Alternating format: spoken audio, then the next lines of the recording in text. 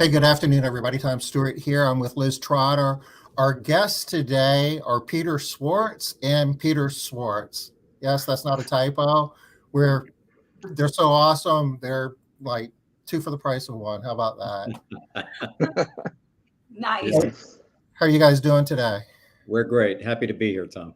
Appreciate it. We're going to be jumping into a discussion here shortly. This is Leadership Month, and Peter have a presentation that is really unique. It's really awesome. We talk about leadership a lot. Normally we talk about it in the context of some type of soft, squishy type subjective thing. Well, they've got an objective way of measuring leadership that's been used thousands of times. It's been, validated, and it's a model that once we see it, you're going to really have a different appreciation for what the different dimensions of leadership are, and some pretty good takeaways in terms of how you can develop your leadership skills and leadership skills in your company. You know what today is, Liz? Jolts report. Oh my goodness, you had that on your calendar, right? Woo, I'm excited. I like the jolts. Well, the number of job openings in total have gone down a smidge, not enough to get terribly excited about, though. I mean, there's still almost 10.7 million job openings. And no, I'm in the wrong year. I'm sorry. 2021. Did they go up? Cried. They went up, didn't they? What? They went up like 200,000. Wow. Hires went down. Forget about this. I'm depressed. I can't. Okay, we'll cancel the show. I can't work under these conditions. That must be the recession news. Isn't that crazy? Wow, that's a big jump. That is not what I was expecting to see, Tom. If you scroll down to the industry numbers, what do we have here? Like leisure and hospitality, which is probably a decent proxy for our industry. This is better. Those hires went down, and openings went up. Yeah, but not as bad. That number looks a lot better. Peter, I know that you do a ton of coaching. Do these numbers surprise you? Well, I do peer groups and all this, and I work primarily out of the Washington, D.C. area, Northern Virginia area. And there isn't a person a CEO or an owner that I work with that isn't struggling with talent right now. It's really it's just a real problem. Here's a graph that Department of Labor does. It shows the number of job seekers for every job opening, and for the last several months, it's been at 0.5. So there's 2 jobs for every person looking for a job. And it's across all labor categories and all professional types. So it's just system wide. It's really a hard environment to recruit people. Well, that's not the type of news we're looking for. It's going to get better, I guess. Which is why leadership development is so timely. Yeah. It's a good lead in. Yeah. Let me go ahead, Liz. And he's right. That's a truthful tie-in, right? It is more important now than ever. Absolutely. Peter, I'm really excited to have you joining us today. You're a special guest. Just for our audience who might not know you, and they wouldn't because you don't travel in the same circles as we do. Peter is a Vistage Chair. Vistage is a CEO organization. I know a number of you out there know what Vistage is. Well, he's a chair. He's a recognized chair. He is a COPE Award winner, and every year Vistage selects one of their chairs, and the chair basically leads a Vistage peer group to be the most outstanding chair in the world. There's Vistage groups all over the globe, and how many Vistage chairs are there, Peter? There's 1,250 worldwide now. We're in 27 countries, Tom. Wow. Holy moly. And to be like number one out of, And this is pretty stiff competition too, because you just not just anybody ever gets the opportunity to even be a Vistage Chair. So when you're number one out of an elite group to begin with, it's like being first in your class at Harvard. It's pretty hard thing. So we're lucky to have you, Peter, and very much appreciate you being here. Sure. It's a real pleasure to spend some time with you today. Are you going to load the deck, or? I am. So let me introduce. All right. So I just got to say this real quick. There are just not a lot of people in my life that can say that they're best in the world at anything, like on any kind of a measurable scale, right? That's huge. Like, well, I was pretty good on one day. Let's just call it that. No, it was the right day. That's all it takes. There are a lot of chairs that are deserving of this award. I was fortunate enough to get it. If I was going to boil it down to one thing, I'd say it helps if you love what you do. It's not only one day though, Peter. It was the right day. It was the right day. Okay, I'll take it any way it comes. But so it was very flattering. Thanks for the shout out. I appreciate it. My partner today is my son, Peter Reza. And Peter has a number of certifications, all in high performance and leadership. And he partners with me whenever I do a leadership development program inside of an organization that involves the entire leadership team. And Peter Reza does all the one-to-ones with the cohort in the group. And he uses a specific coaching modality, which we can get into in the Q&A. And hopefully, if you like it, Liz, you can have him on one day to go deeper into what he specializes in. Okay. So, but the whole thing is leadership. And it's a really timely presentation because it's the one thing every owner can actually control is how they're showing up as a leader. You can't control external environments. You can't control labor markets. You can't control a lot of things, but you can't control or influence how you're showing up as a leader. And we know a lot about leadership now. When Jim Collins wrote Good to Great over 25 years ago, that book by itself spawned more research into leadership development than any other book in the history of business books.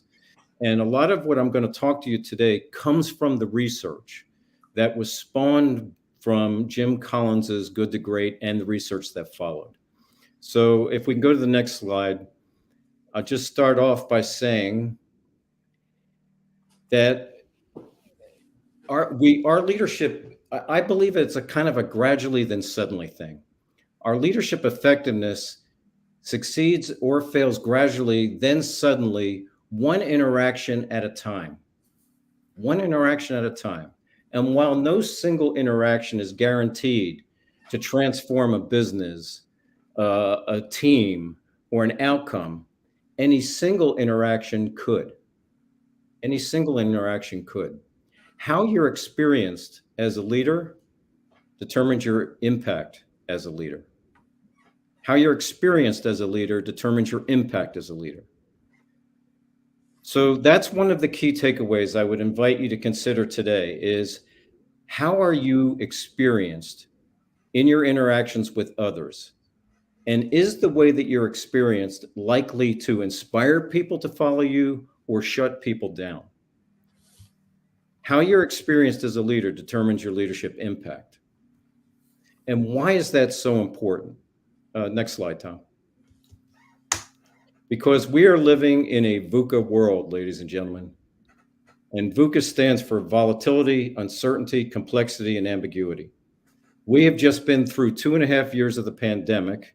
And just when we think we're going to get a breath of fresh air, we get clobbered with double-digit inflation, supply chain disruption, and whatever else is going on.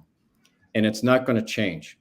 We are living in a VUCA world. It's constantly volatile. It's constantly uncertain. It's constantly complex and highly ambiguous all the time. We started the conversation before this thing as, how scarce the talent is and the type and how disruptive it's become to try and find talent in our business. And in fact, the level of disruptive change is coming at us is unprecedented. And we can only expect it to increase.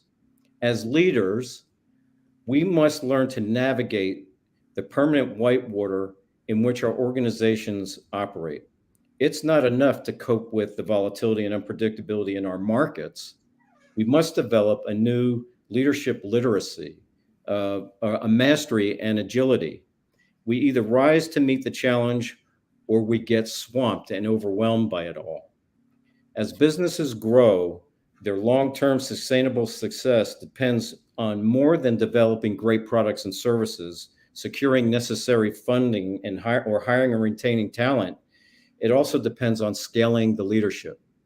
So as you go through this presentation, it may pertain simply to you. You're basically leading the company. If you have ambitions to scale the business and layer in a management team, then this conversation will relate to that. And if you really want to scale the business, it's much more than just growing products and services. It's growing the leadership team that you're going to be required to lead. Go ahead, Tom. How recent is this VUCA world? Is this something that's been happening for a long time, or would we be having this discussion, say, 3 years ago, or is this like something that's just hit us all of a sudden? So where does VUCA come from? Well, it turns out VUCA was coined by the War College in response to what our special forces found in the first Iraq and Afghanistan engagements back in the early 2000s. Okay. The best trained, best equipped fighting force in the history of the world encountered an enemy that totally fought against all the known rules. The enemy, the whole battle scene was volatile, uncertain, complex, and ambiguous. And that's what our special forces found themselves in at the start of the fight. And in order for them to prevail, they didn't need more equipment or better training. They had to reimagine the whole way they had to fight. Yeah. Right. And that's how the VUCA acronym came to be, was how they learned how to do this. Fast forward in the Great Recession of 2008, 2010, when I was running Vistage groups back then, and to now, though, VUCA, the acronym, started to find its way into the business world. And so it's been in the business world now for 15 years. And it's not going anywhere, folks. We live in a VUCA world. Yeah. And the only way to address VUCA environment is to develop VUCA mind. And VUCA mind is vision, understanding, clarity, and agility. As leaders, this is what we need to bring if we're going to solve and address the complex challenges of business life today. And business life has gotten very complex since the pandemic. I mean, we can all admit that 2.5 years ago, half of us were wondering if we were even going to have a business. Mm-hmm. And somehow everybody on this call managed to get to the other side. And so somehow you managed VUCA environment pretty well. And I'll bet if you were to reverse engineer how you got here, some of what I'm about to talk about today, you'll realize you kind of got there by accident. Got lucky. Yeah. I mean, so congratulations. I mean, you brought the vision, you got to the understanding, you recognized the need for clarity, and you were willing to adapt and become more agile in your approach. You recognized that what worked 2 years ago isn't going to work today. We have got to rethink the way that we approach the business problem. So that's what's required to address VUCA environments, is develop VUCA mind. So let's go there a little bit. So where I basically want to approach this with a bit of a metaphor.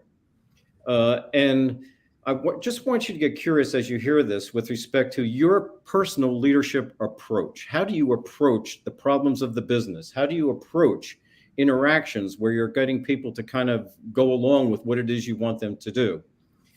And the way I would describe the two approaches is one is more reactive in its orientation and one is more creative in its orientation. When Collins wrote Good to Great, he described the bottom half of the circle, the red, the reactive styles, as good. He called that level 3 leadership. So I want you to be clear as we go through this conversation that the bottom half, which, by the way, 75% of the entire workforce population that is leading lives in the bottom half their entire professional life.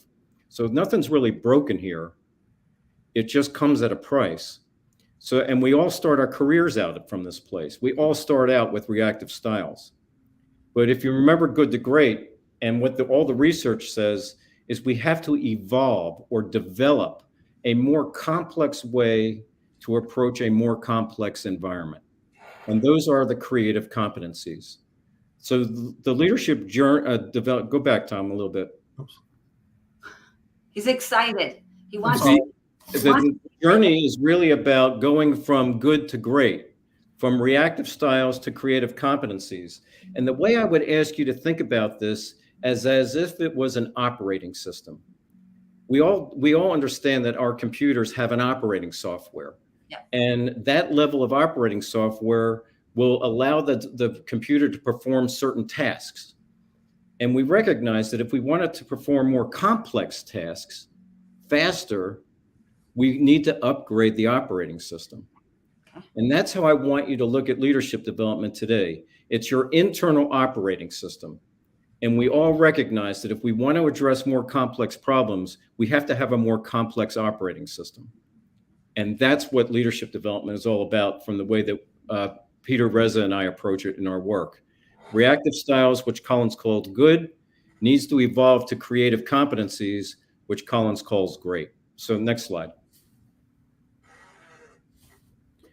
So what you're looking at is a 360 that maps out where a leader would stand on these reactive tendencies and creative competencies.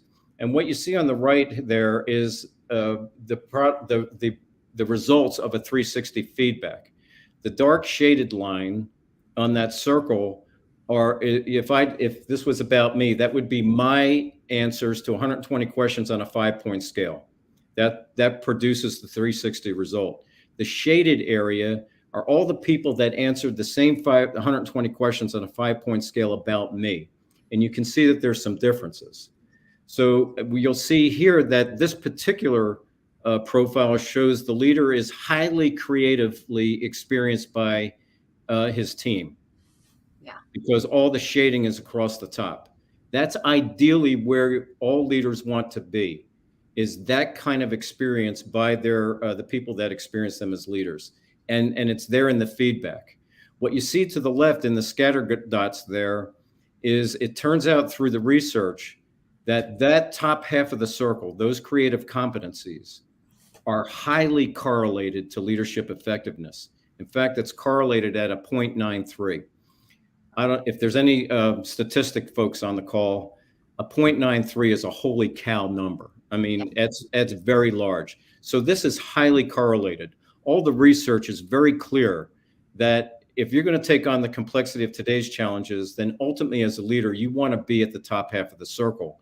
And what that says is you're experienced differently when you're at the top half of the circle. Then go to the next slide, Tom. This would be a highly reactive leader. And you can see that the way that leader's experienced is very differently. All the responses are shaded in the bottom half of the circle. And you can see at the scatter graph to the left that that's highly negatively correlated to leadership effectiveness at a 0.68. So the research is really clear that creative competencies are really where we want to be as leaders. But I also want to be very clear that reactive leadership, the bottom half of the circle, which, by the way, 75% of all leaders and managers live day to day, is not broken necessarily. Reactive leaders can and do get results, sometimes extraordinary results. They may sell more, innovate more, deliver more than anybody in the organization, but they often leave behind a trail of broken, disenchanted, and disengaged employees and peers and stakeholders who feel pushed, coerced, pressured, or let down. Reactive leaders can create an unhealthy or else ultimatum culture that brings burnout and diminishing returns over time. So the bottom half of the circle usually comes with a price. And I'll tell you a funny story about when I get through the slides about a well-known example of a highly reactive leader, and I'll get there at the end just to kind of illustrate this. But basically, if you go to the next slide, Tom. So if I'm reading this right, if you can put yourself in the top of the circle with the correlation of 0.93, you're almost guaranteed to be a highly effective leader.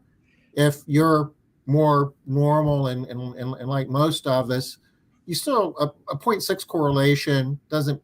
I mean, you can still be effective down there. You still get result. You can get results, but usually at a price. And so here's the ROI slide. Why should I invest in leadership development? Why should I go through the effort to develop myself and maybe my team? Well, it turns out that top 20%, that slide that has the shading in the top creative, gets a 2x return on profit. That's what leadership development can bring to the organization. I like that reason. It's pretty compelling, and this is out of the research. And you look at the bottom half of the circle, gets a -1x. They actually lose the company money. So, this is why it's so important, particularly when talent is so hard to get and retain, that if some of that talent is leading the company, are they leading and are they experienced in a way that's likely going to bring out the best in their people? Are they experienced in a way that creates a positive impact, or are they experienced in a way that creates a negative impact? So when we look at the JOLTS report, or if we consider the FUCA world that we're in, you're going to be more successful. The odds of being more successful are a lot greater if you can get to the top half of that circle. Yeah, and the reason, I mean, of course, there's the business reason, the numbers, the profit, all that kind of yield. But there's another reason, and why I do the work, frankly. I think it takes less out of the leader and less out of the organization. It takes the RPMs down inside the organization. It's less organizational stress on the leaders and on the organization when you lead from a more creative place. Less burnout occurs there. So it's really an important consideration to take seriously with respect to how you're being experienced as a leader. So let's get into some research. That would be the next slide. Oops. So I want to share with you this research, by the way, is maybe 3 years old. It comes out of the book that I'll share with you at the end. I have an 8-page book summary. We're happy to share with anybody at the end of this. If you want one, send an email to Peter Reza, and his contact information is below in a minute. But when we do a 360 and you get the kind of results that you see on the right, all this is done anonymously, by the way. We have a way to make the feedback completely anonymous. We also ask 3 questions. And the evaluators, the people giving the leader some feedback, can type in anonymously their responses to the following 3 questions. What's the leader's greatest asset, the leader's greatest liability, and the leader's greatest area of improvement? And we now have over 1 million of these responses in the norm base. Nice.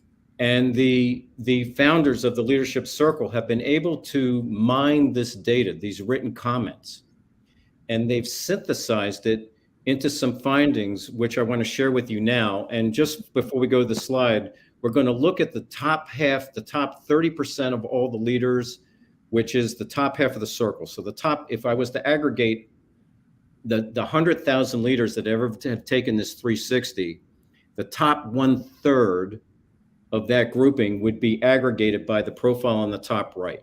That represents the top third.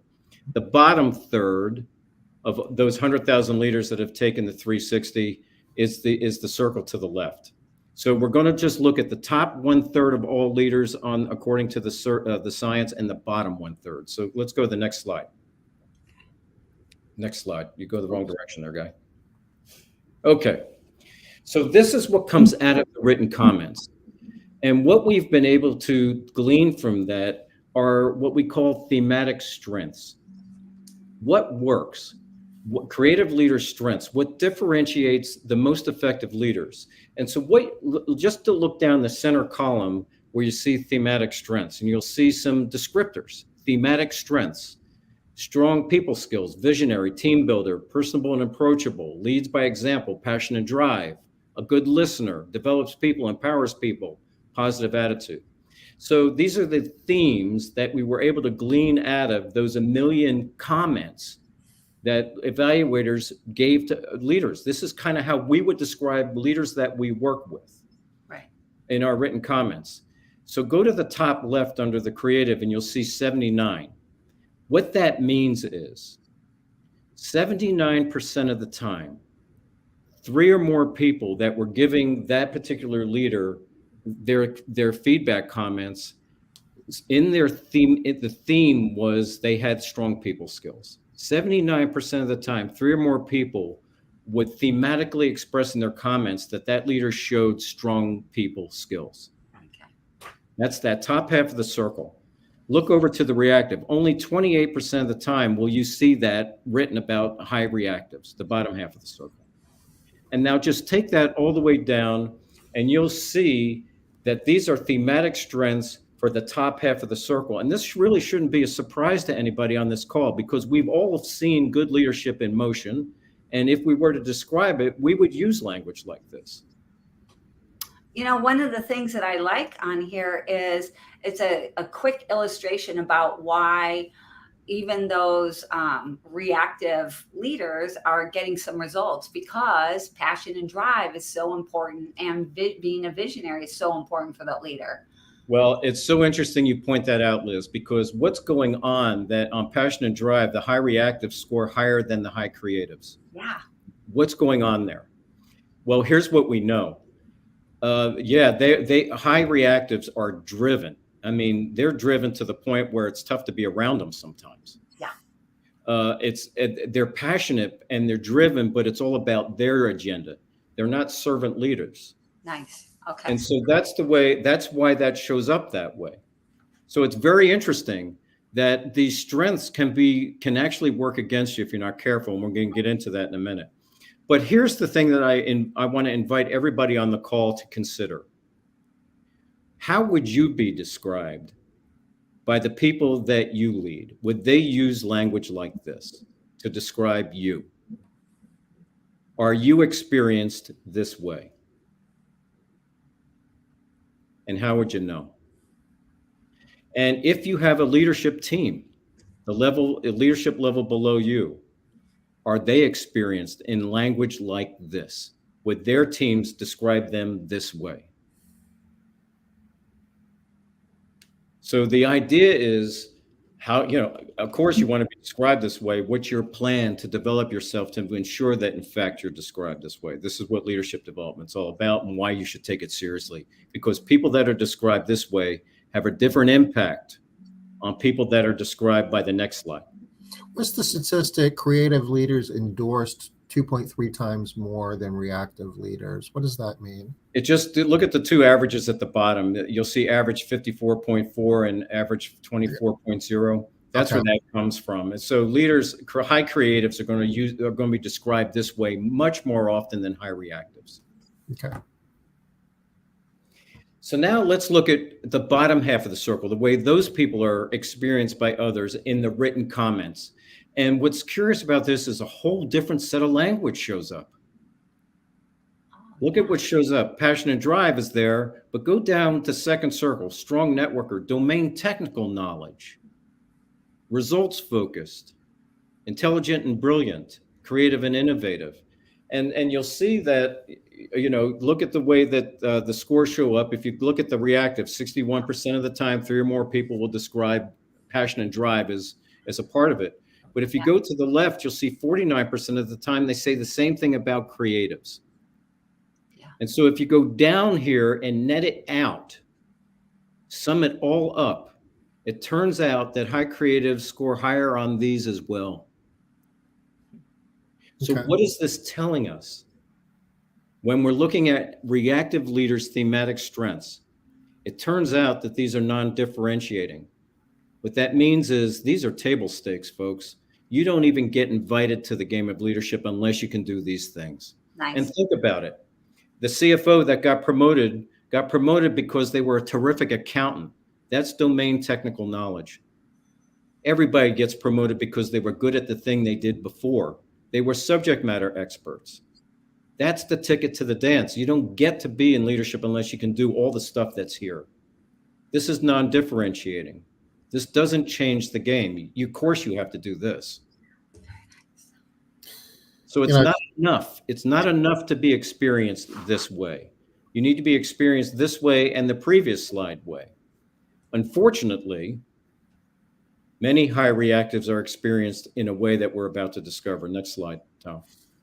It strikes me on this slide that the attributes that we're looking at are kind of what you're taught you need to be good at as you're developing your skills. The stuff in the slide before, and it doesn't get nearly as much attention, does it? Nobody teaches us how to do this. We didn't learn this in college. What we went to college for was accounting. Right. What we're taught is subject matter expertise, of course, and so this is why the journey to leadership is so difficult. It's an entirely different skill set. It's a relational skill set, not a subject matter skill set. So here's how high reactives, the thematic liabilities that come up for high reactives, the bottom half of that circle. And now look at these descriptions, and all of us have had experiences with leaders that have shown up this way. We all probably have been led this way. 63% of the time, 3 or more people will describe a highly reactive leader as having an ineffective interaction style. They don't relate to the people well. Dang, that's a big number. It's a huge number. That's a big number. And go all the way down. I mean, it's over demanding, micromanages. How many of us on this call have promoted somebody and they just micromanage the hell out of it? Mm-hmm. And then what happens? People quit those people. And we wonder what the heck, man, in the dearth of talent that we have, we can't afford to lose people to managers that are micromanaging them. People don't quit jobs, they quit their managers. Yeah. So look at these thematic liabilities. And so now I'm going to challenge the audience on the call. If you were being described by your team, would any of this language show up in the way that you're experienced? And how would you know? It strikes me that team not held accountable is on that list.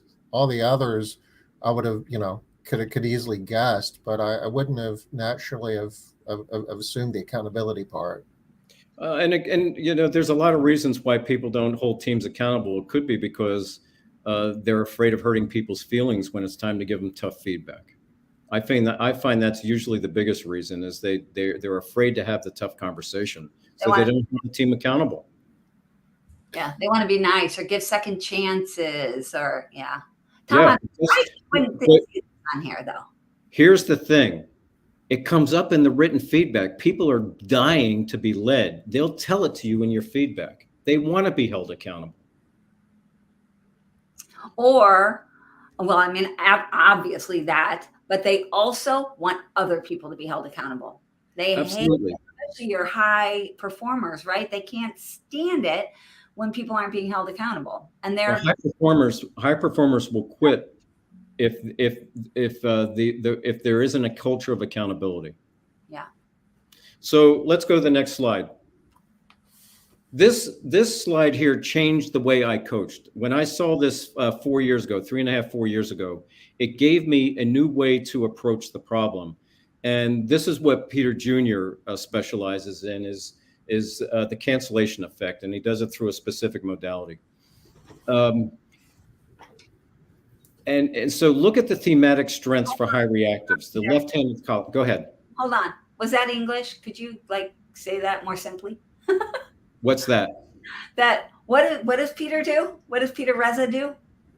He helps people resolve how they cancel themselves out. He helps surface how they're canceling themselves out. Okay. So for the leader, they're able to be able to see what they're doing. Okay. What he does through the way that he does it, and I'll get him to chime in on how he does it, but he helps surface what's canceling the leader out. Okay. The unfortunate part is we're blind to it. We don't even know we're doing it. That's why these things are called blind spots. But I love the language of it, because if you're canceling yourself out, it presupposes there's something good being canceled out. And that's the reactive leader's gift. That's the left-hand side of the column. Everybody brings leadership goodness to the job. We're canceled out by all the things to the right. Nice.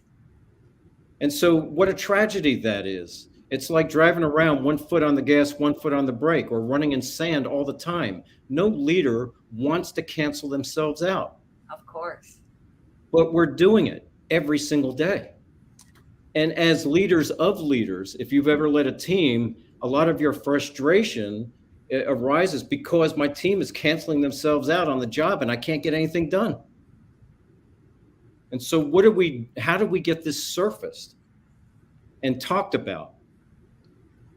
But so this was an eye opener for me, because it just changed the way I had the conversation with leaders in a way that it was more likely that they could actually hear it, because it presupposes they're bringing gift to the party that's being canceled out. Yeah, Okay. I love this. I can see how people can hear this message. You're not saying I'm bad. You're saying I'm great, but unfortunately, people can't see my greatness because of these other behaviors. Because it's canceled out by a poor interaction style. Yes. I overmanage. I'm over demanding. I don't show. I lack emotional control. Yeah. So as soon as we identify that, then we can start working on the cancellation effect. We can start to address it.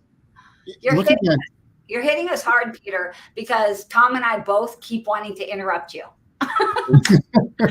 Good job. This gives you hope, though. A lot of times you look at the diagnosis and go, this sucks, it's hopeless. But you look at it this way, it's like, I got all this awesome stuff going on. I just got to work on some of the stuff on the right-hand side and think about how truly awesome we could be. And here's the thing, and I think you make a good point there. When I work with leadership teams, when my son and I work with leadership teams, what we focus on is we have every leader just pick one big thing. One thing. What's one leadership habit you want to develop that will basically change the way you're experienced as a leader? And it needs to be an aspirational statement, but there always comes with start-stop behaviors. The start behaviors are up in the top half of the circle. The stop behaviors in the bottom half of the circle. The stop behaviors are always this cancellation of effect thing.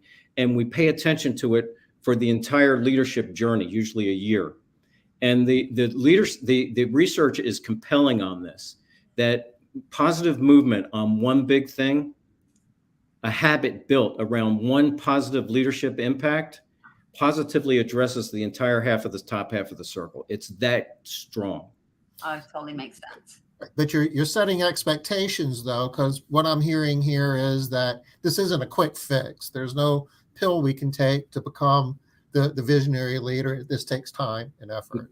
It's called development, and development is experiential. It involves mindset shifts, belief shifts.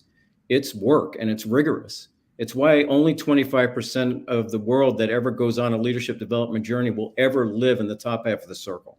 It's infinitely doable, but it takes time, it takes intentionality, it takes deliberate practice, which is why Peter Jr. and myself have jobs. And a lot of job security. And I have a bright future, let's call it that. So I always like to include a quote by Dilbert in my leadership presentations. He's my other leadership expert. And here's something by Dilbert. Did you see the article on the internet about the 5 signs you might be a bad boss? Yeah, about 70 people forwarded the link to me. Well, that was number 1 that was number 3 on the list. I didn't read it. Well, that was number 1. I like that. So the question here is, what are you going to do about it? If you recognize, or if you can accept that how you're experienced as a leader determines your impact as a leader, and if we're not mindful and intentional, we could in fact cancel ourselves out, then how do you go about making progress? And so that's kind of where, there are a few more slides if you want to get to that. We can go through the next slide really quick, Tom, and then we'll open it up for conversation. Well, we've got time. Oh, yeah, we got plenty of time. Yeah. All right. I would say it really breaks down into 4 things. The first one is awareness. How self-aware are you? What do you pay attention to? I would say focus is the new IQ, folks. We're being bombarded with information every single day. It's not information that's a differentiator. It's what you choose to pay attention to that's the differentiator. Focus is the new IQ. And with respect to leadership development, are you aware of how you're experienced as a leader? And are you paying attention deliberately and practicing something that will have your experience determine your impact as more positive than negative? Next. Pace. You need to be evolving. This is the whole VUCA thing, folks. As leaders, we must be evolving at a pace that matches or exceeds the complexity of our environment, or we will introduce friction into the system. And it's not just enough for us as the leaders of the business. If we have leaders on the team, we have to be developing them at a pace that matches or exceeds the complexity of their environments. So we have to be developing. It's a strategic imperative. If you want to be best of breed, you have to be on a leadership journey. Next bar. In pace, meaning, I guess, making progress is necessary, but if it's not at the correct pace, if it's not fast enough, it's still not going to get you. Yeah, in fact, Tom, I would say disruption is the new competitor. Disruption is the new competition.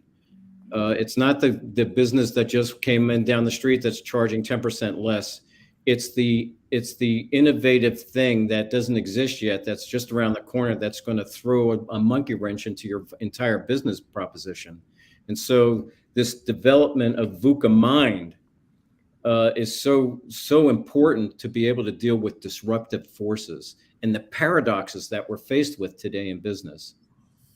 The third thing is impact. As leaders, we bring the weather.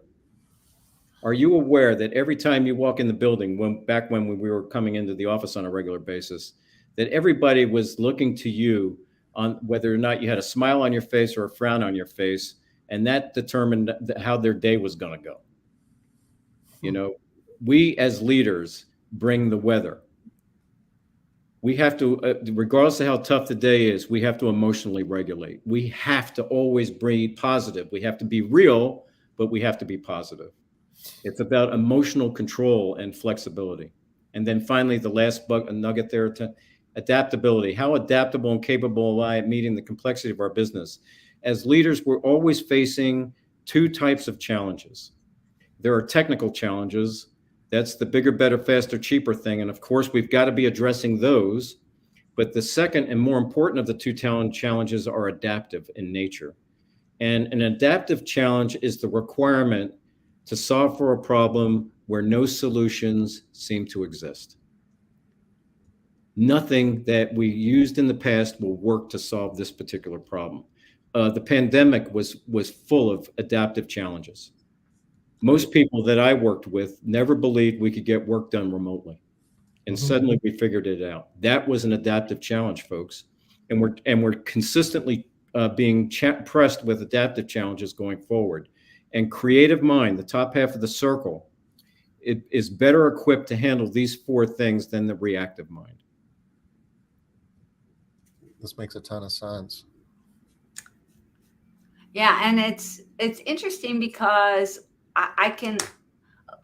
it's all interesting, but another point that is really interesting is I can see how, because we've been taught this way, this reactive leadership, and that's what we've seen, and that's what we've seen modeled, et cetera, that we can, even when we're trying not to go into it, it can pull us and draw us because that's what we've seen, that's what we know. And even some of the words sound right. They sound like what we're supposed to be driving toward. And so much of these reactive tendencies are part of our identity, which I'd need 3 hours to get into that. And that's what Peter Jr. deals with, is how our mental models shape the way we behave as leaders, and why it's so important to understand that inner dialogue that we're having that informs the way we show up as a leader. So here's how you scale leadership. You start with yourself. For anybody on this call, I would get serious about one area of improvement. What's one thing I know I need to get better at, and just get committed to doing it. And if you need to reach out for help, there are resources out there like me and Peter Jr. or other ways to get help on this. But start with yourself. Get better at something. And once you feel your own progress and start to prove to yourself that you can actually do this thing, then push it down to your team and then take it throughout the rest of the organization. I'll tell you a quick funny story, and then we'll turn it over for questions and go to the last slide. A lot of times when I'm doing presentations like this, I'll get a question like, well, it's just me. I don't really want to build a leadership team. I don't think I want to get much bigger than I currently am. Should I take any of this seriously, or is this for companies that just want to grow? And the story I like to tell here is that of Seinfeld. Everybody's probably heard of at least Seinfeld, right? And does anybody remember the Soup Nazi episode? Oh, yeah. More than one. Okay. So we all know the Soup Nazi. This guy was famous for his outrageously delicious soup. He had domain expertise. That guy was the best soup maker in all of Manhattan. People would line up around the building to do it. And of course, when you get in to get your soup, you're going to experience Soup Nazi a certain way, right? Yeah. And it worked. He was selling soup all day long. Well, what do you think would happen to Soup Nazi if he decided to open up a second location? What would the struggle be for Soup Nazi? Who's going to be the Nazi? Well, I mean, since he's the Nazi, what's it going to be like to manage a remote location where he's not on it 24 hours a day? Yeah. And what's it going to be like for that team to work for Soup Nazi? Do you think it's going to be high control and high directive and really hard to work for? Yeah. And so, that's if you're growing your business. Let's just say Soup Nazi never wants to grow. It's always going to be one location. Do you think Soup Nazi ever takes a day off? No. He can't. He can't. Yeah. Why? Because who's going to be the Nazi if he's not there? He over controls everything. Everything has to be his way. He doesn't empower anybody. Nobody trusts anybody. Yeah. What People a don't know life. how to make soup. People don't know how to do anything. So, that's kind of a dramatic way to talk about leadership development. But if you want to run your business on less RPMs, grow the way you're being experienced as a leader so the business can operate without you. Yeah, that makes sense. A lot of Soup Nazis out there running businesses. So let me just, if you go to the next slide, next one after that, the research is out of this book. Just before we get into some Q&A, if you want a complimentary coaching session, I have an 8-page summary of the book, Scaling Leadership, we can send your way. And we're also certified in the predictive index. It's a kind of an assessment to let you know what your strengths are, your drives as an individual. It's a lot of fun learning about yourself. The first thing you got to do is learn about yourself before you can learn about others. And if you would like any of that, the contact information is at the bottom.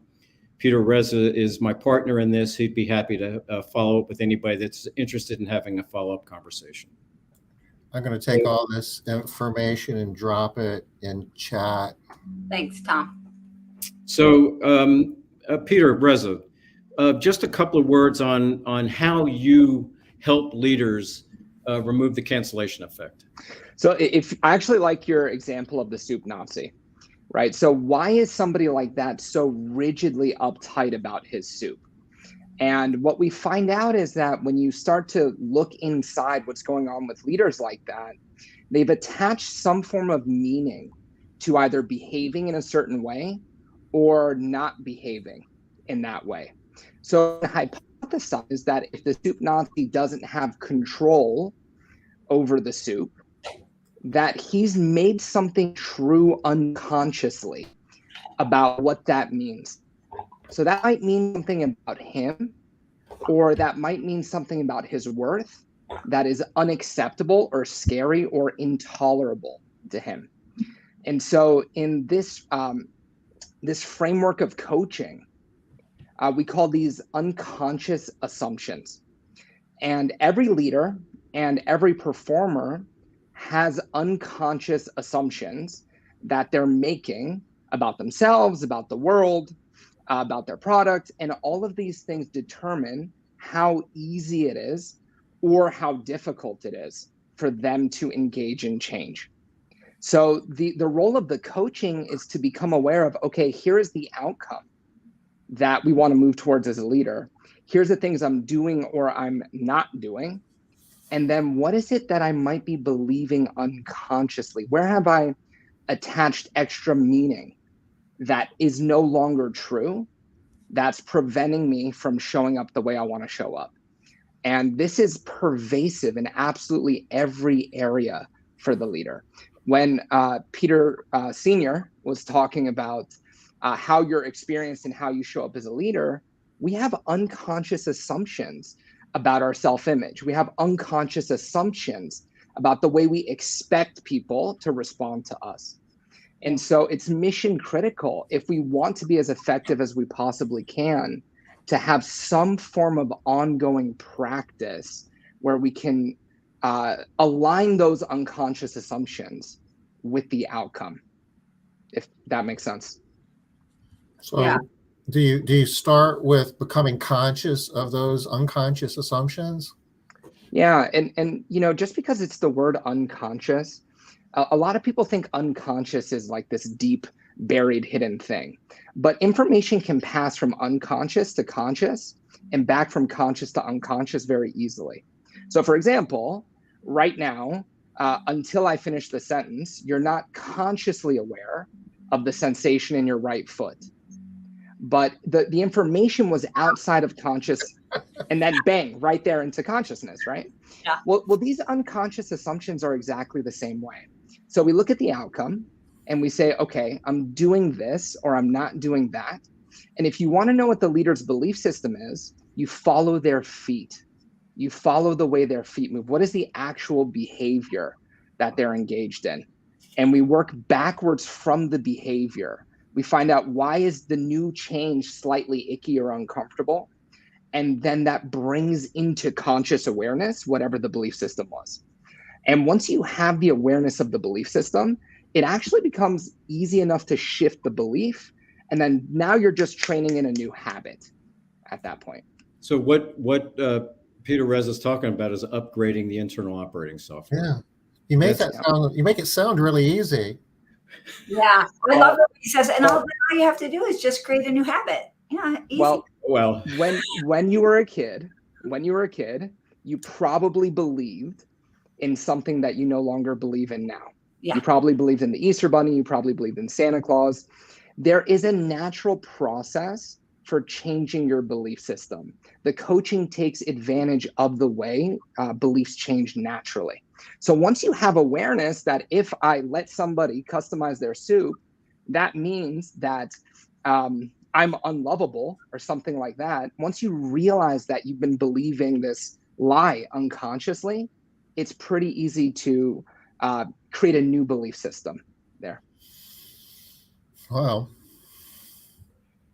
So that's why leadership, we call it leadership development. You don't have an hour-long seminar with two passionate people like me and Peter Jr. here, and now you're suddenly fixed.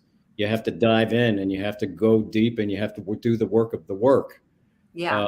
But the other side is very, very promising. And I guess I'm also thinking that regardless of where you fall between, on the objective spectrum, there's always opportunities for improvement. None of us are anywhere close to being perfect at this. I have a few more years on me than Peter Reza. So I've boiled it all down to one single word, and that's growth, and it's forever. And I've just embraced the fact that I'm just going to be growing the rest of my life, and that's a good thing. Yeah. I'm not expecting that you've ever seen one of the circles where everything's on top or everything's on the bottom. I've seen, so I've been doing this for 17 years. I've done 400 or 500 debriefs. Most of them, the predominance of the circles in the bottom half. Yeah. And then I've worked with leaders and teams for long periods of time. I have through Vistage, Tom. Yeah. And 3 years later, a leader will take that assessment again. And if they're really intentional on the journey, suddenly you'll see a shift in where the gray appears. And that is it's not a surprise to me. I've been watching them grow. But what a moment when they see that it's been evidenced as true by others too. Yeah. And that's huge because it takes a while for other people to change their mind. Yeah. Like, even if they see like, yes, you're this, yes, you do these things now, Yep. they don't change their mind about the story that they have of who you are. That is very true, Liz, and I found that to be true in almost every circumstance, that you create a reputation for yourself that's hard to outgrow.